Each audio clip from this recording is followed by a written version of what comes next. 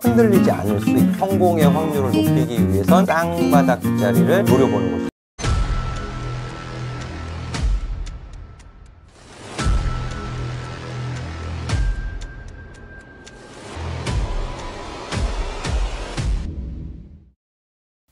자, 안녕하세요. 여승재 전문가입니다. 자, 여승재 전문가의 교육 아카데미. 자, 주식 투자 초보자분들을 위한 아주 기초적이지만 알찬 내용으로 설명을 드리고 있는데요. 자, 캔들에 이어서 이동평균선에 대해서 설명을 드리고 있죠. 이동평균선의 변곡점, 상승 변곡점이 있고 하락 변곡점, 기울기가 바뀌는 시점, 그런 부분들이 매도로 빠져나오는 타이밍, 또 매수 진입을 해서 또 수익을 가져갈 수 있는 타이밍, 이런 부분들을 보기 위해서 이동평균선을 분석을 한다. 자, 기업의 가치가 꾸준히 상승한다. 기업의 내재 가치가 꾸준히 좋아진다. 성장한다는 뜻이 되겠죠. 성장하는 기업에 투자를 하는데 중간중간 시장 변수에 의해서 주가는 그 내재 가치가 얼마인지는 모르지만 주가는 내재 가치를 훨씬 상회하는 가격을 나타낼 수도 있고, 또는 시장 악재로 인해서 저평가, 본연의 가치보다는 더 하락한 싼 가격을 제공할 수도 있겠더라. 그런 시세 변화에 따른 이동평균선의 변곡점을 파악해야 된다라는 부분이 되겠습니다. 자, 그러면 앞전의 내용을 살짝 복습하는 시간 간략하게 좀 가져보도록 하겠는데요. 여승재 전문가가 말씀드리는 이 교육 내용은요, 실전에 응용을 할 수 있는 내용이다 라는 부분을 좀 중요하게 주목을 해서 보시면 더 좋을 것 같습니다. 자, 보시면은요, 이 캔들, 봉차트 이 캔들만으로는 시세의 연속성, 시세의 변화를 파악하기가 좀 부족하다 해서 추가를 한 것이 이동평균선이다. 그렇게 말씀을 드린 바 있죠. 자, 그래서 이제 이동평균선, 이 내재 가치라는 부분, 내재 가치. 자, 여기에 가장 큰 덩어리, 매출이 되겠죠. 매출을 얼마만큼 끌어올릴 수 있느냐, 지속 경영 가능하냐, 그리고 매출 이후에 영업이익, 당기순이익. 당기순이익이 있으면 순손실도 있겠죠. 그래서 이 부분이 지속적으로 성장하는 가정, 내재 가치가 꾸준히 우상향을 한다는 가정하에 주가는 확산을 하기도 하고, 위로 확산, 아래로 확산을 하기도 하는데, 이런 변곡점, 이동평균선의 변곡점 찾아보자. 자, 해서 여러분들이 피해야 되는 부분. 그러니까 이게 산업이라는 것이 사이클이 있어요. 사이클이 수요와 공급에 의해서 이루어지잖아요. 반도체도 사이클이 있고, 또 자동차 시장, 또 화학, 그런 부분들. 그래서 이런 변곡점, 기업의 수익성이 좀 떨어지는 시기가 있습니다. 계절적인 영향을 받는 기업들도 있죠. 그럼 여기는 피해야겠죠.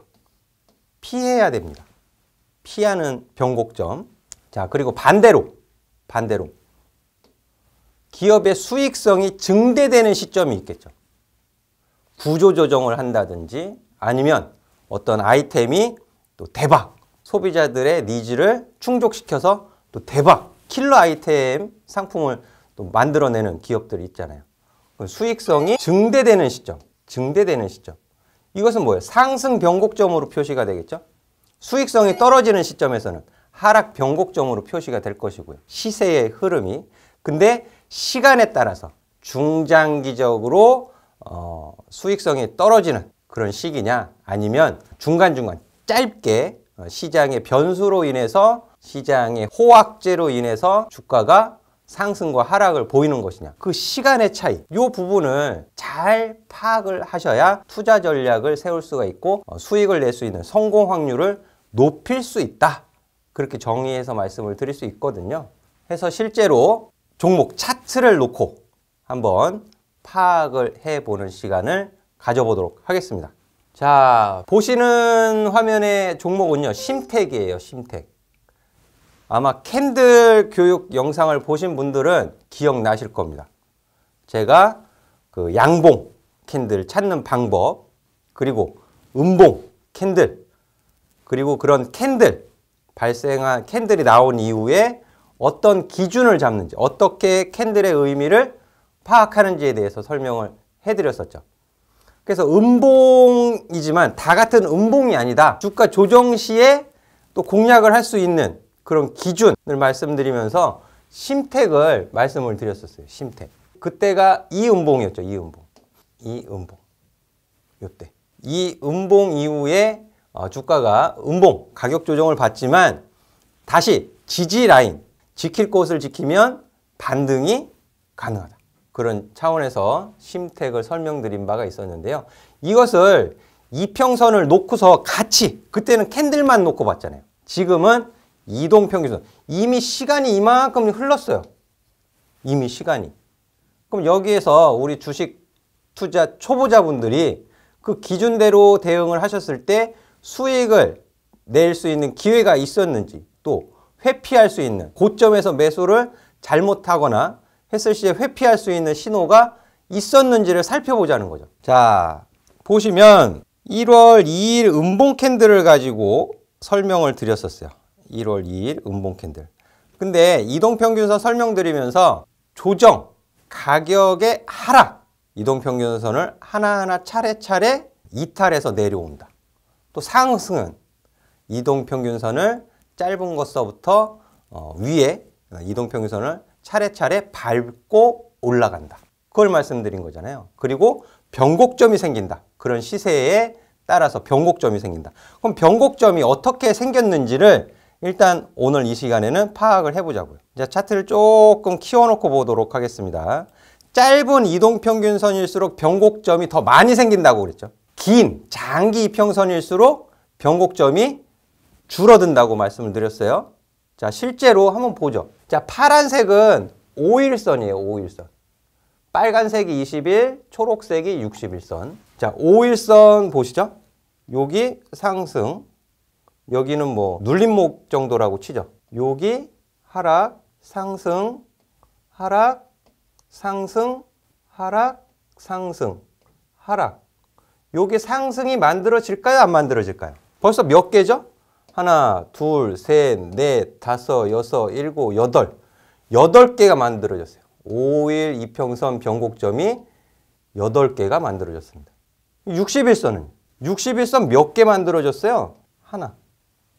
5일 이동평균선 변곡점이 8개 만들어지는 동안 꾸준히 종가상으로는 올라가 있는 상태니까 이 60일선 변곡점은 하나가 만들어졌다. 가장 좋은 매수 타이밍은 어디였어요? 여기가 되겠죠? 이 자리. 여기서부터 단기 이평선의 변곡점이 만들어지면서 어떻게 되는 거예요?